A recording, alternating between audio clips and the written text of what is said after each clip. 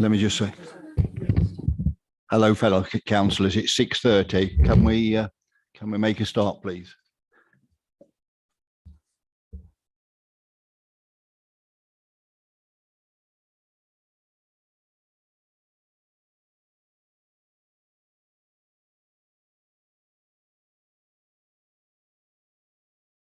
Welcome to the Scrutiny Committee meeting of Melton Borough Council.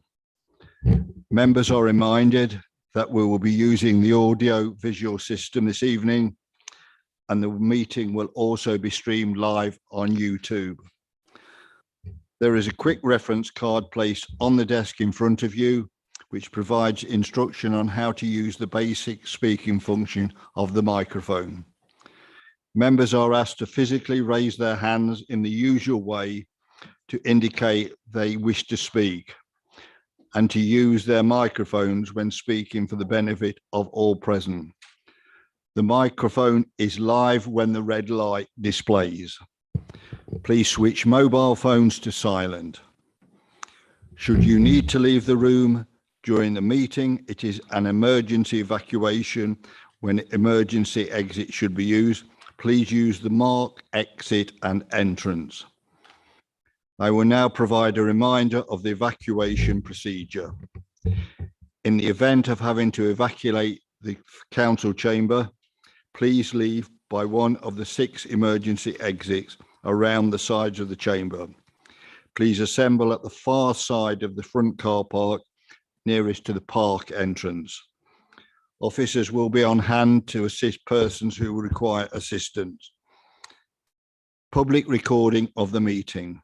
There is legislation that allows the public to film, record, or use social media at a council meeting. This must not be disruptive to the good order of the meeting, nor include any filming or recording of the public seating area. My name's Councillor Robert Child, and I am the chairman of this committee. I confirm the following members are present: Cllr Pru Chandler, Councillor Jeanne Douglas, Councillor Chris Evans, Councillor Margaret Glancy, Councillor Elaine Holmes, Councillor John Illingworth, Councillor Pam Posnett, and Councillor Jacob Wilkinson. Councillor Mel Steadman, I understand, isn't coming because she's... I've spoken to her today. She's not well, so she won't be attending tonight. Okay, thank you. In addition to this, we have the following Melton Borough Council officers in attendance: Director for Housing and Communities, Michelle Howard; Director for Growth and Regeneration, Pranali Parikh; Senior Democratic Services and Scrutiny Officer, Adam Green. I don't recall seeing Corporate Property and Asset Manager. Is that right? That's correct. He's not able to attend. Yeah. He's not going to attend. No. Okay.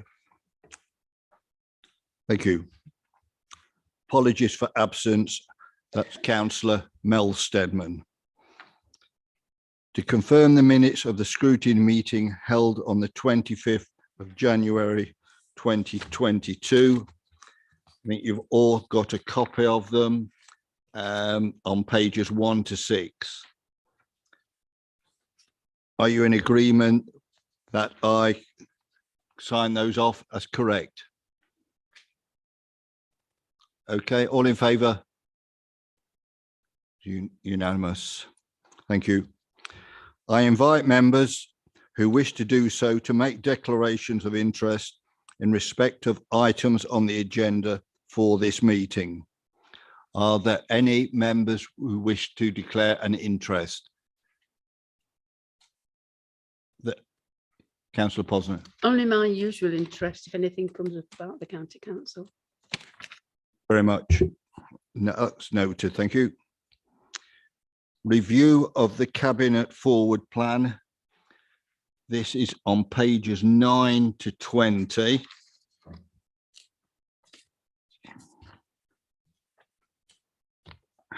Have you all had a look at this?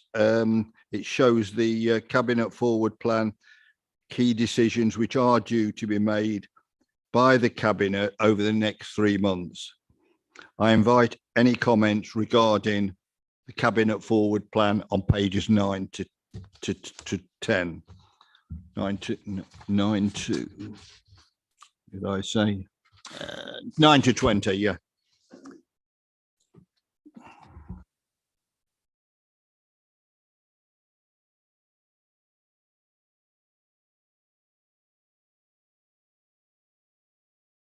Noted and had been noted at the briefing yesterday was on page 16, the Treasury Management Strategy should read 2022-23 and not 21-2. And on page 20, the top item, revenue and capital carry forwards should read 2021-22. That's been noted. Yes, Councillor Wilkinson. Thank you, Chair. I think it's the same on page 17 with the revenue budget proposals for the HRA. It says 21-22. Where as well? Absolutely right. So that's page 17. And that's noted. Thank you. Anyone got? Yes, Councillor Holmes. On page 6, it says about to approve, I don't know, or is it page 7? Hang on, No, are you talking about the on page 7, the small numbering or the small number, page 7. Page 7 on the small numbers. Yeah, Page, asset development program phase 1, appointed a design and consultant team.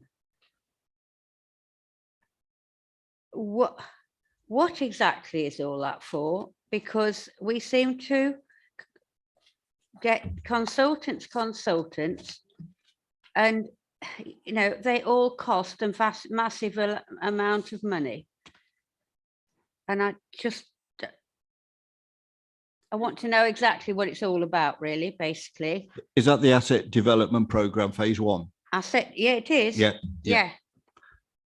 Oh, yes, sorry, page 15 it's on at the, yeah. Pranali. Yes, so the asset development program is what the council approved last year for looking at rationalization of all properties, land and building in council's ownership, and looking at development potential and opportunities. So we have received about 500,000 from the Leicester and Leicestershire Economic Partnership as a grant funding to appoint consultants to explore the development potential and look at developing our assets for disposal and capital receipt, but also ongoing commercial revenue income. So that's the work we have just started, and we want to bring it to the Scrutiny Committee for early discussion and steer. Mr. Chairman. Yes. 500,000 we're getting to get consultants. What, can't we do any of our work ourselves? I mean, we have looked at these sort of things for a long time, and we don't ever seem to get any further forward. $500,000 you're talking about? Yeah, if we've got 500,000, can't we do some of the 500,000 ourselves? That's all I'm saying. We are very short of money. Yeah. So the money has been awarded, it's a capital money, and it is awarded with specific criteria. We have, it comes with condition, part of the grant conditions that we have signed. So it is for specific use, but not all 500,000 is going towards the consultancy fees. It's only the first 50,000 that we have just started work on. And some of the money will be about implementation of whatever measures that the consultants come up with. with and the council agrees. So this is the first phase, which does not involve all the money, but it is the first phase. So that's the work we have just started. We have appointed the consultants, and that's the options we want to bring to the scrutiny committee for discussion, that how best we use this money. What are we talking about in ballpark figure, 50,000 or? I genuinely haven't got the exact number, but the approval we have, so 500,000 is matched by 375,000 of council's own money from our capital program. So total, the project, the whole program over the next 3 to 5 years is for 875,000. The approval council has given is for the first phase, which involves 285,000, and some of it is consultancy money, but I will double check and exactly let you know how much is the money for consultancy.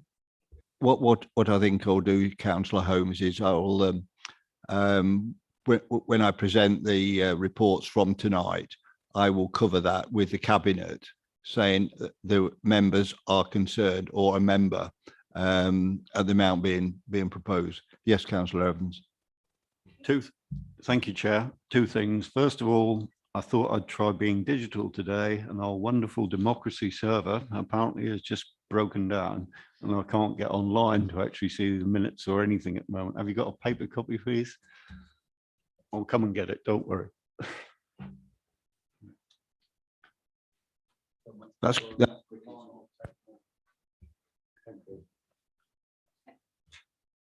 Mr. Chair, could I come back up on this? Yeah, sure. This seems to me to be really interesting, that and surely something that all councillors ought to know about. You know, it's a lot of money, and if this is something that we're seeing, you know, consultants come in for, and then, as you say, we've got money, you know, it'll be good, won't it? I think what you suggested is that a report is run off of all the consultancy money, which is charged to each service, either the last financial year, or whether it can be easily ascertained in the current year, and bring that back as part of the discussion, Pranali. Councillor Wilkinson. Yeah, just want to remind the committee that a decision was made at full council with regards to this a few months ago. And I think this is just a follow-up decision with regards to appointing a consultant, but the council has already made a decision on this, that we're progressing it. That's correct. Yeah, Absolutely correct.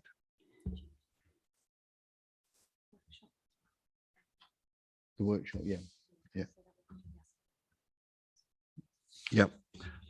It will actually be discussed as the part of the asset development work plan, which we're talking about later on in the session. Councillor Chandler. Thank you. I'm concerned about our assets, and are we getting value for money from them? I'm probably diversifying a bit, but we've got the cemetery house. How long's it been empty for? We've had no rent for months or years, so I'm told. I mean, rents around us, £800 a month for nothing. I mean, that's 9,600 in a calendar year. I think that was discussed at the budget working group, and it will be considered by when we get the report from the consultants. Am I right there, Michelle? Yep, so obviously we've got work in terms of future plans for the cemetery, but then the wider workshop around assets as well, we'll make sure we pick those things up. So it's absolutely been noted, Councillor Chandler, as a concern.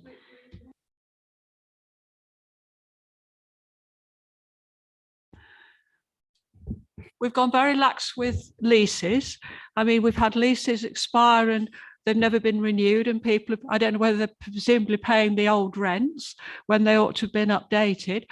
I mean, we're not that well off as a council. I mean, people talk about 500,000. It's nothing today. I mean, houses around me are selling. I've sold mine for nearly 500,000. I mean, it's not a king's ransom today, is it? that Well, we keep talking Yeah, about. we will pick this up as part of the exercise with which Councillor Holmes wants, and Pranali will bring it back to the committee. I think we've got to be far more concerned about some of these financial things and the income that we're not getting, because it all helps cash flow. I mean, that brings me back to debtors and creditors. How up to date are we with debtors and creditors? Well, we'll when we get the report on the debt, we'll know even more. That's which is due to come to scrutiny in about 2 months. I mean, any small business, and we're only a small council, the turnover of this council is only the same as probably some businesses in the town. Yeah. And yeah. yet, you know, we seem to let people owe money to us and we don't bother about it. We don't chase it. Certainly, we'll be looking at that report in the next couple of months and see where we are on debt. I think we've got to be far more, have a finger on the pulse on these things than we are doing at the moment. I totally agree. Councillor Douglas. Thank you, Chair. Top of page 14 in the whole pack and 6 in this individual report, the Omicron grant funding. What does ARG stand for in ARG funding, and can it be reallocated that easily? I thought sometimes you have to pay things back. Page 6 of Appendix 4 and page 14 at the It's on the same page. It's large numbers, page 14. Yes, Pranali. ARG stands for Additional Restrictions Grant, and yes, it's the government standard criteria for the whole country, and the proposal is to move in accordance with those criteria. So yes, we can. Yeah. Thank you. If we move on now, Councillor Evans, the final question on this topic. Final question. Thank you. Obviously, I've now got, thanks to Pranali, I've now got the asset register. I'd like to say I was happy with it. I'm not. It's far from comprehensive and understanding. I think my concern is, and obviously there's a cabinet, to a certain extent, there's a cabinet function.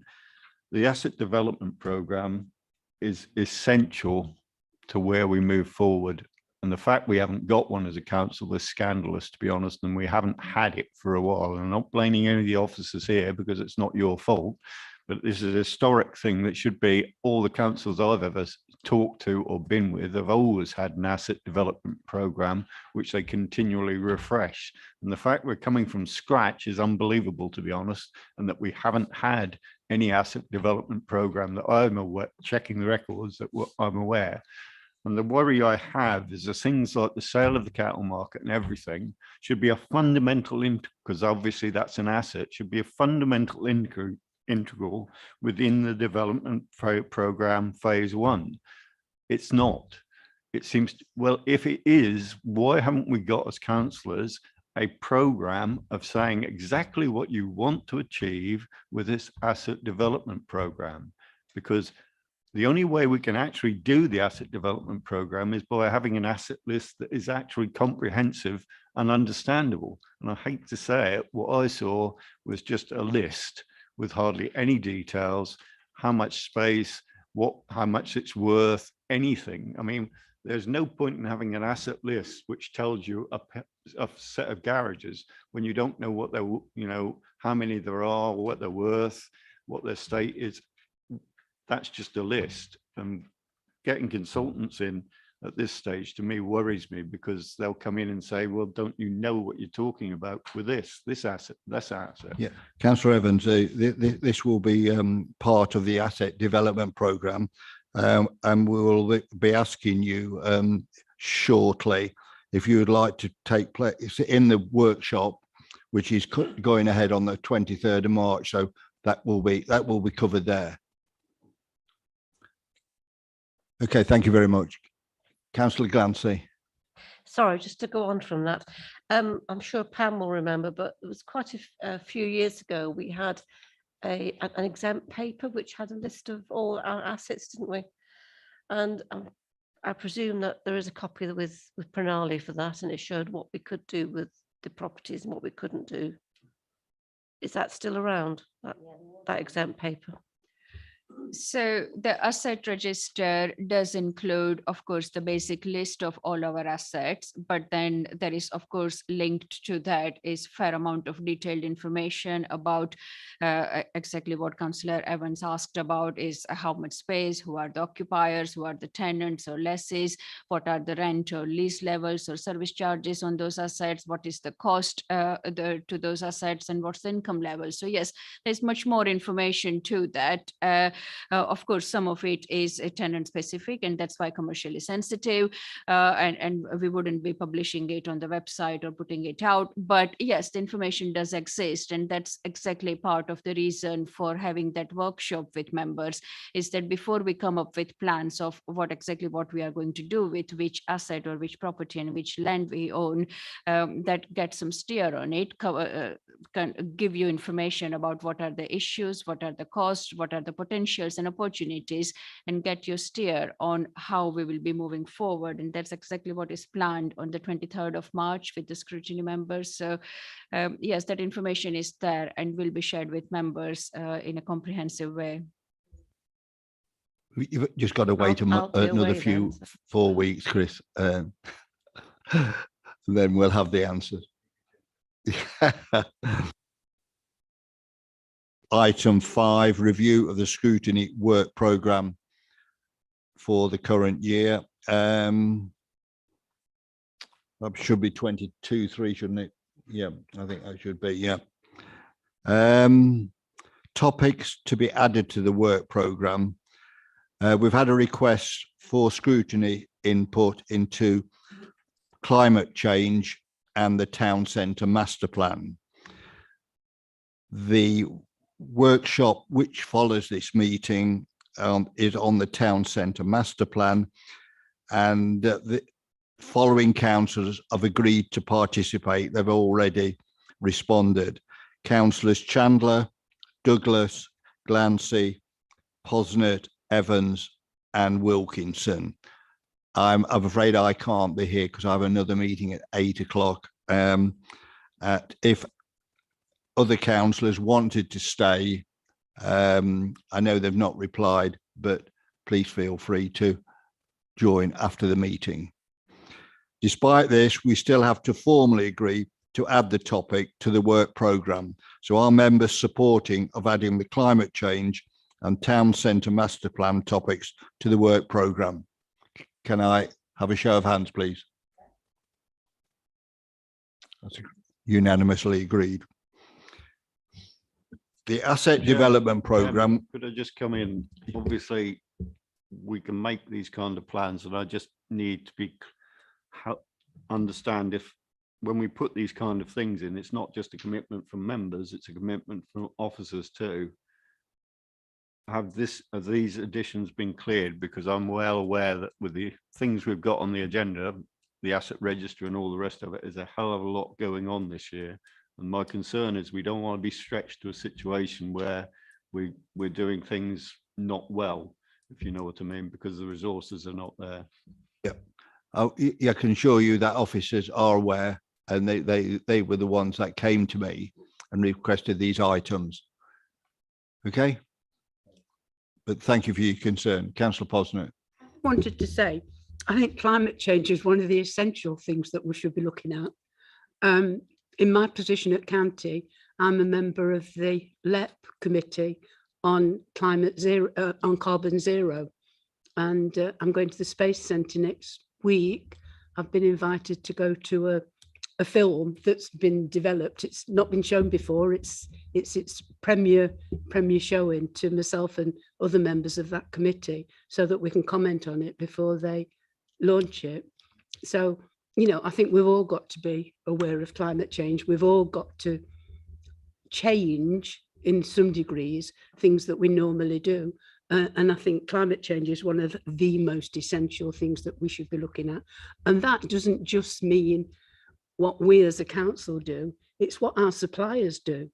You know, how do they work? And it's about developers. when are they going to start putting climate change things into houses that they're building? You know, so it's a really in-depth subject and one that should be followed. Michelle, like to say a few words now. Thank you. I just wanted to respond to Councillor Evans to give you that assurance that as officers, yeah, obviously, you know, it's really important that we can fit these things in through the year. But I did also just want to make a note about the value of scrutiny in development of some of these things as well. So as officers, for us to work with you as a committee at that development stage, for you to see things through with us and then see that end product is really, really valuable. So much more so sometimes than just bringing a report to you after we've done that work. So if the committee are minded to sort of continue with that workshop approach, we're finding that extremely valuable to develop our work as well. So I know that officers have been really grateful for your support on some of those topics over recent months. I do think that the workshop is the way forward. I know it's different to what previous chairman did, but I think it seems to be, particularly with the HRA business plan, we're getting good value out of it, you know. So the two items, climate change and town centre master plan, were brought forward by officers, and we're all in favour to add those. Okay. Health, leisure and well-being. We had a presentation by some consultants, and I think that was done via Zoom, if I recall. This topic was originally requested at the scrutiny workshop back in the summer of 2021. It's now proposed at a workshop on the topic, which members have actually raised with me, takes place in May. And you will be getting shortly, probably in about a couple of months, an email requesting members who wish to attend that workshop. So please look out for that. Yes, Councillor Posner. I just want to say that I was really disappointed with that meeting we had about the development of health and leisure. It was like Groundhog Day. I don't know whether the consultants we've had actually got hold of the last consultation we did, where we had consultants in and paid an arm and leg for them, because it was almost word for word the same. There is nothing new in this that has come out. And I, for one, was really, really disappointed. And also disappointed in the fact that where we're talking about doing developments, we've not actually spoken yet to the people that use that site. You know, and I was really, really disappointed. And the plans for the country park, well, I won't even go there. Yeah, that's already been aired by other councillors direct to myself, and that's why I've asked the officers to request that this comes to scrutiny, and let's have our pound of flesh and see what we can make of it. So all in favour there? Chris, sorry. I agree entirely. I sat there and I thought at the end of that, we can't afford, if we're going to go on as a scrutiny team, we can't afford, and I'm sorry, I hate to say this, we can't afford to have what I call wishy-washy.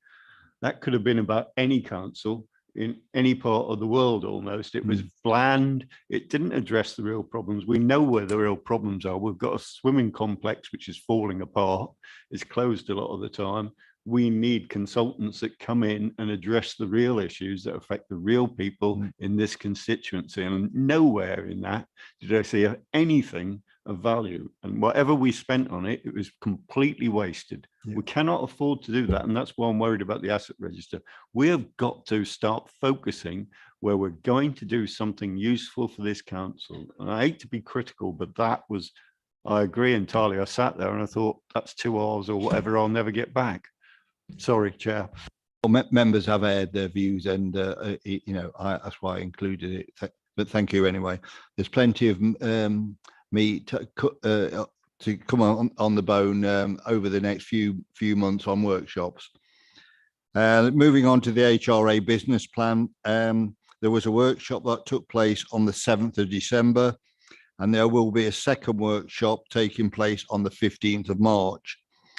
The second workshop will comprise of the same members who participated in the first workshop, to preserve the continuity.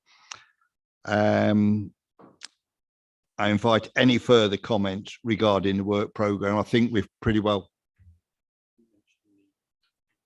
I think I did. No, I've just been asked to go back. The workshop on the asset development plan is on the 23rd of March. Did I say that? Yeah, thank you. Yeah, okay, sorry. So if there's any further comments, I think we've aired them as we've gone along. I'll propose, Jacob. Just for the 15th, can calendar invites be sent out? Because I haven't had one. That's right. You were on the yeah, I just haven't original. had it. It's a fortnight away, but I haven't had a calendar invite. Yeah, well, we'll get a reminder sent out then, Councillor Wilkinson.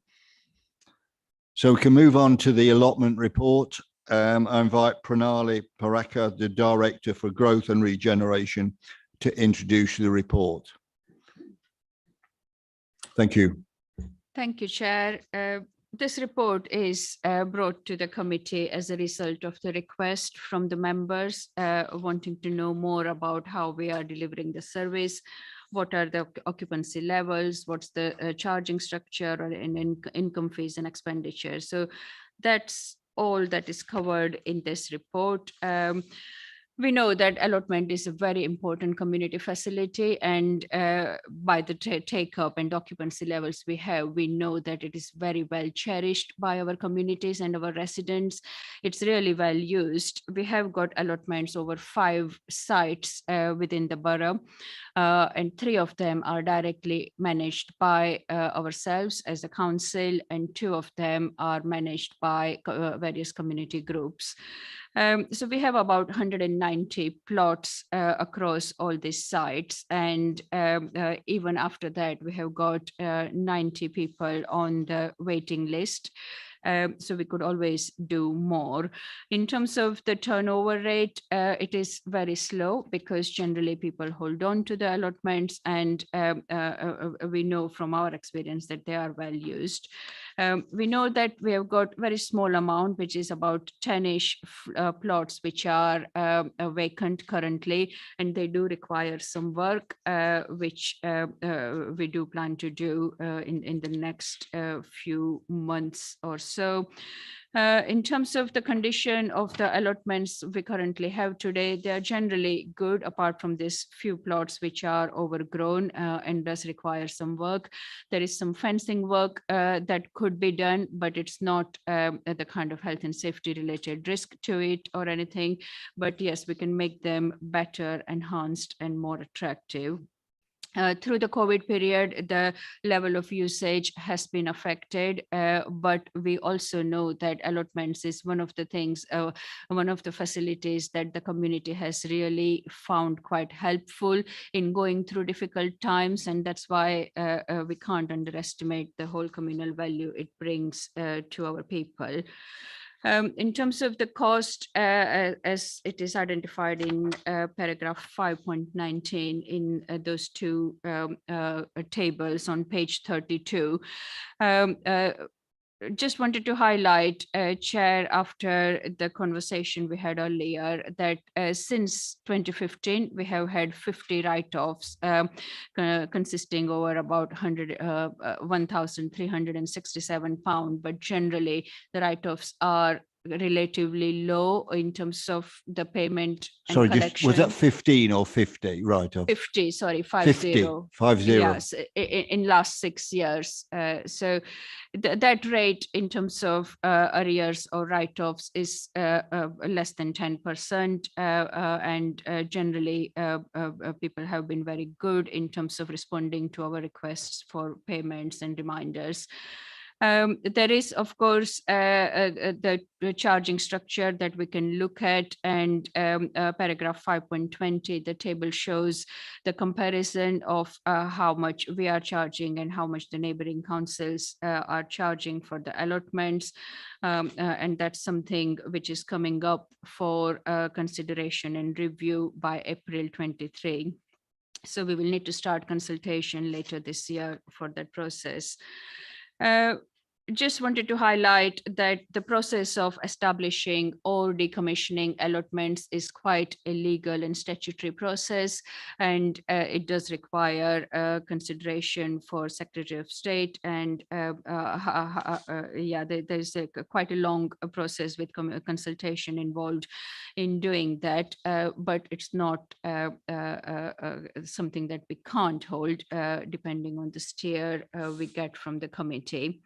Now, I wanted to highlight paragraph 5.27 on page 33, which states future considerations. And those are the points I would welcome the committee's views on, because these are the points that I wouldn't mind having a bit of discussion on, and seeking members' views on.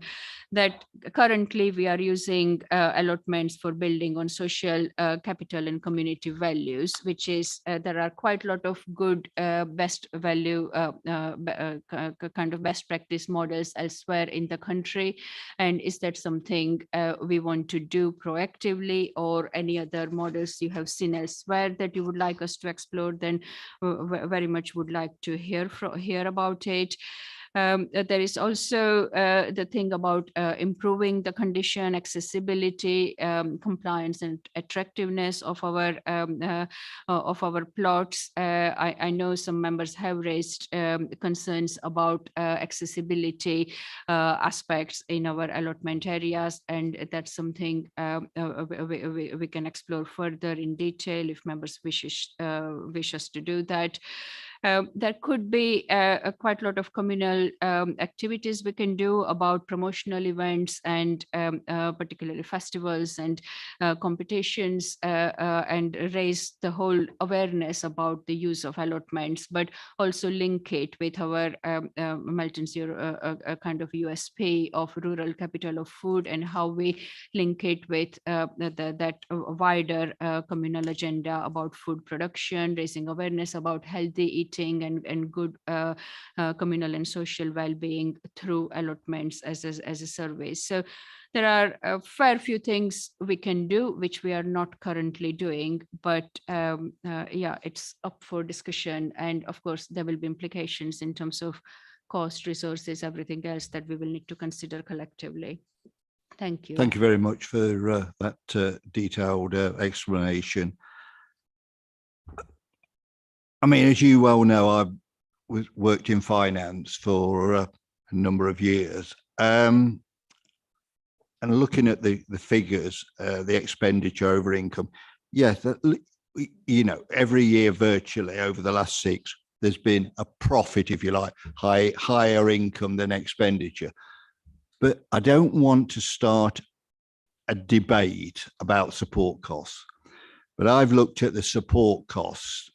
I don't know whether there's any depreciation, but over the last 6 years, support costs have been as high as 30,000 a year. In fact, for the 2021, there were over £30,000, which would give us a loss of 26,000 if you know, the true loss. And it's similar in every year going back to 2015-16.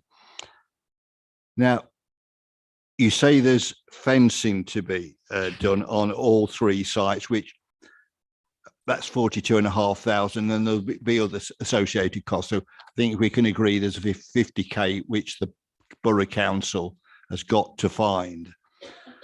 I know this has cropped up in the past, you know, and when we take into account the support costs, the work decision on the allotments has never progressed, and it's never, repair work's not been done. Surely, if these were managed, self-managed by the allotment association, it's going to save the council an awful lot of time. I mean, we've got 2 that are run by these allotments.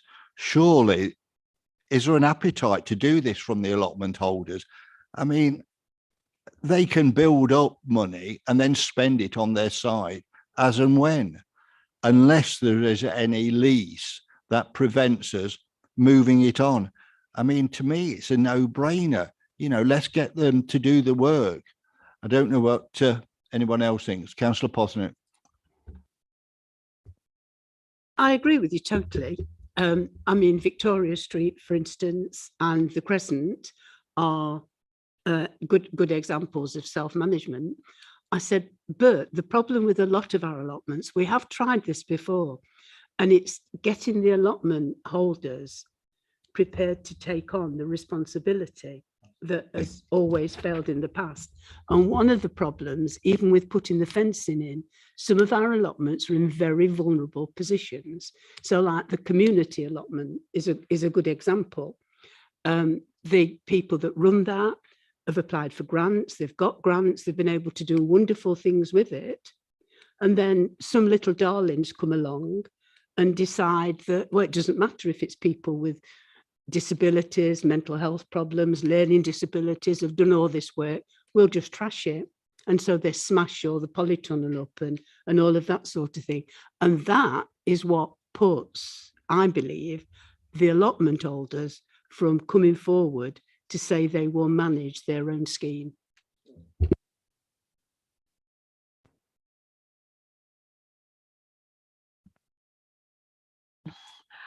Quite frankly, I'm appalled by this report. I don't know, it's obviously not written by a gardener, is it? It's pretty obvious. We're talking about fencing. What sort of fencing are we putting up for 25,000? Post and rail fencing doesn't cost very much at all. We've got 3 specialists in the village I could send you to, in the borough I could send you to. A man and a tractor hammering fencing posts in isn't going to cost you that unless you're fencing half the borough in. I mean, Councillor Holmes, she has fencing done every year. She knows the cost that you don't get anywhere near that. That's the first point I wish to make. The other is, I can't believe that COVID stopped people allotment gardening. In fact, in most of the villages, it encouraged people to the allotments. In my particular parish, some of the allotments, the large allotments, people were asked to give a bit up to children so children could grow things when they weren't at school. And there was a big take up. I mean, to say that it restricted people going on the allotments, you were encouraged to go out on the allotments and do things like that to get in the fresh air and hopefully get your lungs going. What's happened to the allotment competition? Councillor Posnett, Councillor Holmes both gave trophies to that. Where have they gone? We've not been told. Where have they gone? They've disappeared into the ether. I think we're under an obligation now to provide raised beds. The villages are all beginning to have to provide raised beds, not just for permanently registered disabled people, but for people who are getting older and can't bend down and find it more difficult.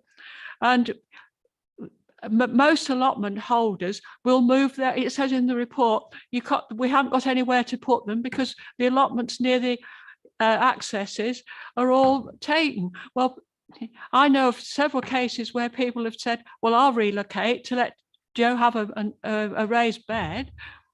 And again, raised beds you don't have to go and buy a pucker raised bed from Thompson and Morgan.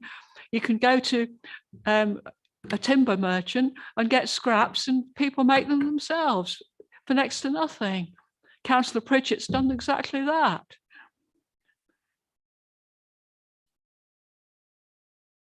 No, I'm very disappointed in this report. I just think that we haven't made the most of it. I mean, as Councillor Posnett said, Victoria Street and the Crescents are 2 different animals altogether in the borough. And it's because they've got a local interest in it. And most of the allotment holders, if you talk to them, don't think the Borough Council has any interest in the allotments at all. I mean, I've judged with Pam, I've judged with Elaine. And when any of them that are on the sites, they tell you, is the council interested in us? No. And that is the fundamental answer you get every time. Do you want to pick up on some of those points then, Pranali? So I think I do think we need to have a look at this and get to grips with it. I agree with you. And you're absolutely right with the expenditure. I mean, it's I can't believe that 25,000. What sort of fencing are we putting up? Yeah. Well, I can't understand why They're not such big sites. That's right. I can't understand how we can have staff time at over £30,000, you know, if we're not doing much. No, I've said enough, I think. Councillor Holmes. Yeah, the one that worried me was at the bottom of, I don't know which ones it's called. Yeah, not the Crescent. No, not that one. The one that you go down on the other side of Scorford Road. You know, there you're going down to the country park. Redwood. Redwood. Now, I talked to people at Redwood, and they would like, they don't want ordinary fencing, they want high fencing, because they've said it's a waste of time when we put, say, strawberries. Everybody wants strawberries, and they just knock everything down. And I don't know what type of fencing you were talking about. I mean, is it? It's like we need cages to put these in. I know it sounds ridiculous, but we actually do need cages to put and locks on the. It's incredibly sad. But when somebody has worked really hard with their allotment, and then it's just trashed in 5 minutes. It was just somebody from that area that was talking to me, and they said, you know, it's a waste of our time. Even they put potatoes in, somebody had dug them up. You know, I think you're undertaking a stock condition survey over the next 5 years to identify some of these issues, because at the moment, as I understand it, you've not included them in the budget for 22-23. Is that right? So that's correct. We have done the condition survey, but in the budget, what we have put forward for the planned maintenance program for general fund assets is based on the risk assessment, and only the category 1 items, which are high risk in terms of health and safety or statutory compliance. Those are the only bits which are included for the first year. Because we haven't got resources to deal with all the measures that come up in the condition surveys for all our assets. So we have to prioritize. And second thing is it's about also looking at the capacity and resources. So the planned maintenance program, of course, will go over for a long-term period. But for the first year, we are dealing with key health and safety and compliance risks. Would you like to respond to any Councillor Chandler's comments? Well, the main thing is that these are estimated costs coming out from the condition surveys. When we actually implement the works, we will be going out through proper procurement and seeking quotes through tender process. So we will definitely be doing our level best to achieve the best value for money for the council. And if that number comes out to be cheaper, that would be really good. But these are estimated costs from the condition surveys at this point in time. Can I just ask from the chair, none of these plots are suitable for housing development, are they? I mean, I should hate to. But these are statutory allotment sites, so they cannot be used for housing development unless council decides to decommission those sites as allotments. And that means we have to go through the legal process, as I have identified in paragraph 5.22 and onwards. So yes, it's not a straightforward process. Just sleep Council easy cannot tonight. just decide to decommission. Councillor Holmes. it was a long time ago when I was chair of housing, which I think is still the best thing to call it. We dealt with allotments and allotments at Nottingham Road. Now, some people had had those allotments for a very long time.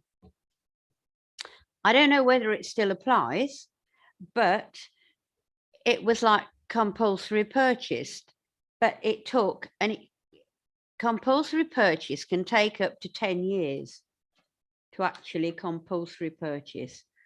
And that was, and now whether it applies to people who have had allotments for a long time, you know, so I've rented allotment, I don't know, I don't know, but I know that it was a dickens of a job to get it sorted.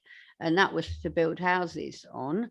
But what I would like to know through you, Mr. Chairman, is that if we are going to put fencing up, we want to know the sort of fencing we're going to put up, because it is no point in putting a fence up that little Johnny will just jump over. It really wants to be mesh fencing, high mesh fencing.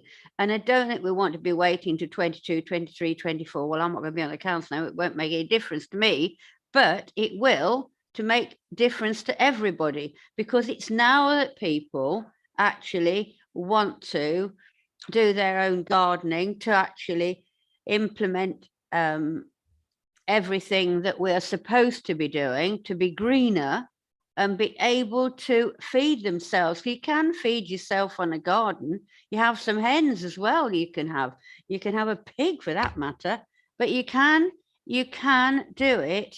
And I think we've got to think seriously, not next year or the next year, but now. Thank you, Mr. Chairman. Surely we'll be getting 3 quotes. Will this will go out to tender as a 50k tender, won't it? Or Well, currently there is no budget allocated for that. That's So right. these are estimated costs. Once we decide that we are going to go and spend this money, then yes, of course, it will follow the procurement procedure.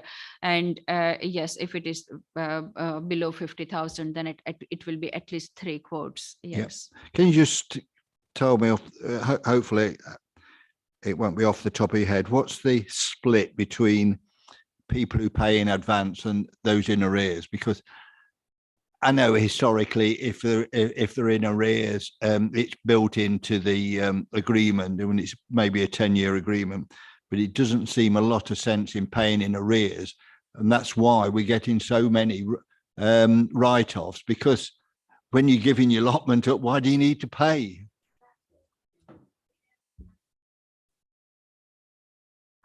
What is the split roughly? So this rough split is about 90 to 10%. So 90% pay in advance and 10% pay in arrears.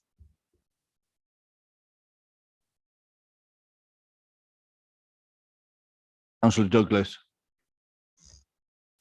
Thank you, Chair.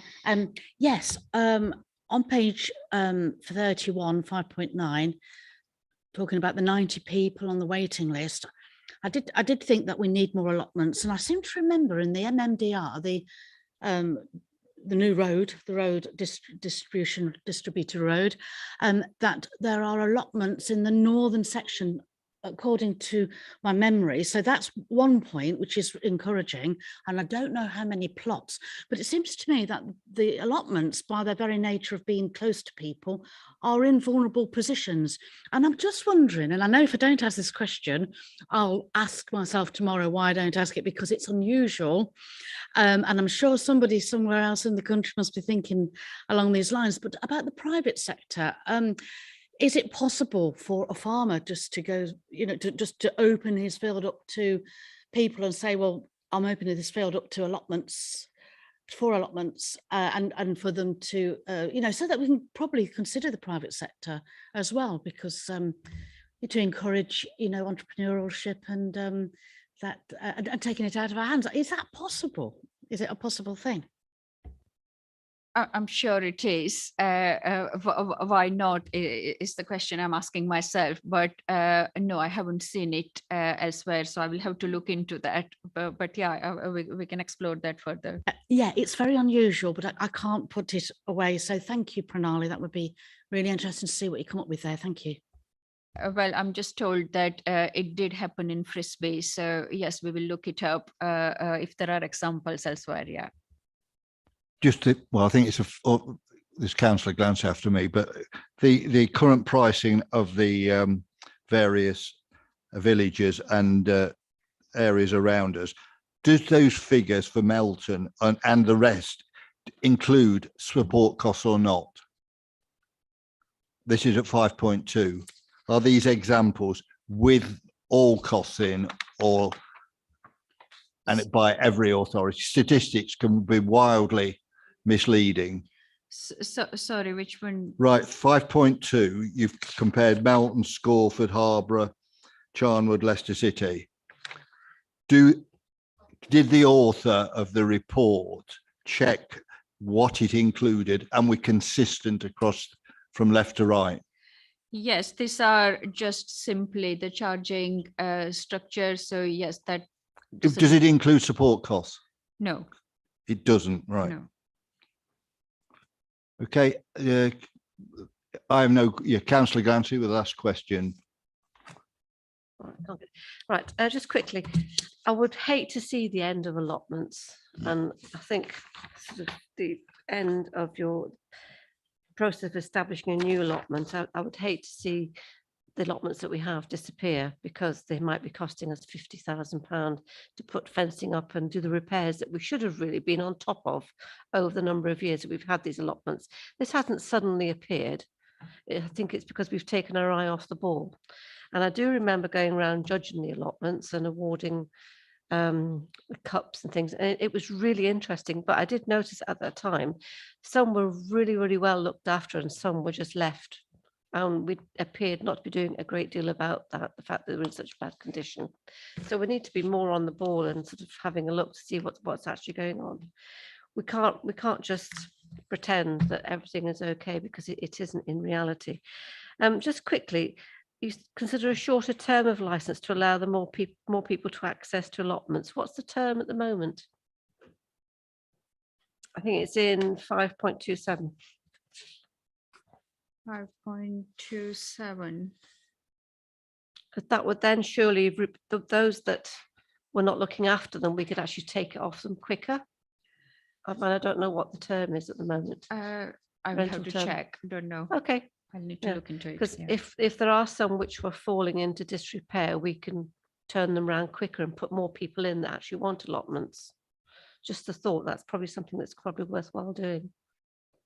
When you've actually, if there's 2 or 3 points which you're going to clarify, could it go to all members present so we all know of the what the answers are? And all these comments that's been raised by every councillor tonight will be forwarded to the cabinet for consideration. So you can rest assured that, and I will ensure that when the minutes of tonight come out, I'll make sure that they represent what was discussed tonight. So thank you to Pranali for presenting that report. I think there's a fair bit of feedback and a lot of food for thought. So I'm now going to recommend that the Scrutiny Committee notes the report and provides comments to Cabinet for them to consider. Item 7, urgent business. There is no urgent business, and I declare the meeting closed at 7:28. There will now be a 5-minute comfort break before the Town Centre Master Plan workshop